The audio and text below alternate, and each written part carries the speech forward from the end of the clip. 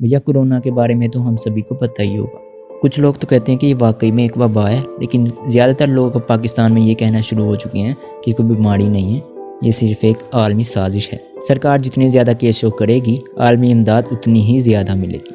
इसलिए मीडिया सब कुछ छोड़ छाड़ कर कोरोना का रोना रो रहा है। लेकिन भैया बात सुनो, जो लोग ऐसे कहते हैं ना, आप उनसे पूछो कि क्या आपको वाकई पता है कि ये वबा नहीं है। पूरी दुनिया में जो कुछ हो रहा है वो सबने देख चुके हैं। अगर आप भी ये यकीन कर बैठे हो कि कोरोना वगैरह कुछ नहीं है, तो भैया मेरी बात सुनो।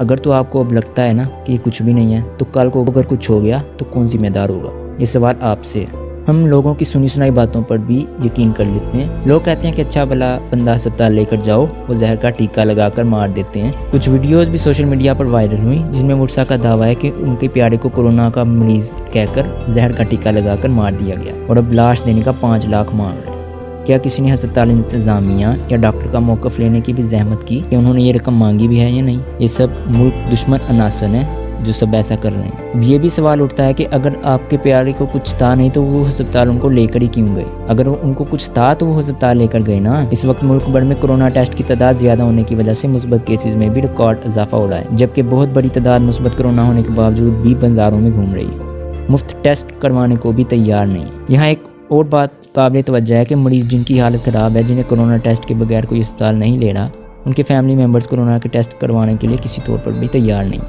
उनको ये खौफ है कि रिपोर्ट मुस्बत आ गई तो मरीज़ को सरकारी लोग उठाकर ले जाएंगे और फिर लाश भी उनके हवाले नहीं की जाएगी। उनके लिए अर्ज़ है कि मरीज़ इतने ज़्यादा हैं कि सरकार के पास इतनी जगह ही नहीं है कि वो करंतना करने की गुंजाइश कर सके, और अस्पतालों में मज़ीद मरीज़ों की जगह भी नहीं। और वो डॉक्टर भी अब यही मशवरा देते हैं कि अगर आपके पास घर में इंतज़ाम हो तो घर पर करंतना सबसे बेहतर है। कराची में एक दोस्त के वालिद कई दिन से बीमार थे, सांस लेने में भी काफ़ी दुश्वारी थी, मगर कोरोना टेस्ट नहीं करवा रहे थे।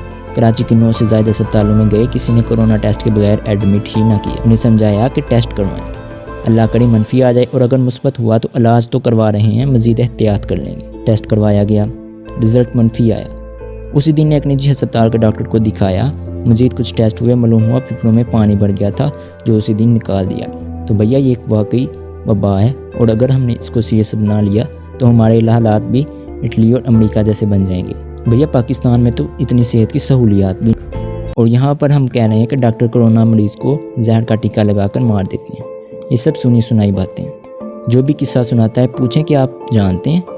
आए उस अस्पताल या डॉक्टर के पास चलकर बात करने तो जवाब मिलता है नहीं मैं खुद नहीं जानता, अलबत्ता मेरे एक जानने वाले के साथ ऐसा हुआ है। यार आप खुद सोचें, अपने हाथ से किसी को कत्ल करना कितना मुश्किल काम है, और ऐसी सूरत में जब उस मासूम की आपके साथ कोई दुश्मनी भी ना हो और कत्ल के बदले आपको कुछ इजाफी भी ना मिल रहा हो। भाई ये बहुत मुश्किल है किसी को अपने हाथ से कत्ल करना। इंजेक्शन लगाने वाली स्टाफ की तनख्वाहें 20 से 30 हज़ार में हैं। आजकल सोशल मीडिया पर तसलसल से प्यारों के फौत होने की खबरें नजर आ रही हैं। खुदारा इसे अपने लिए मौका समझे, प्रोपेगंडे का हिस्सा बनने की बजाय जिम्मेदारी शहरी होने का सबूत दीजिए। ये लोग कहते हैं कि कुछ भी नहीं है, ये वबा है ही नहीं कोई कोरोना की, लेकिन आप खुद सोचो यार, अगर कल को कुछ हो गया तो जिम्मेदार कौन होगा?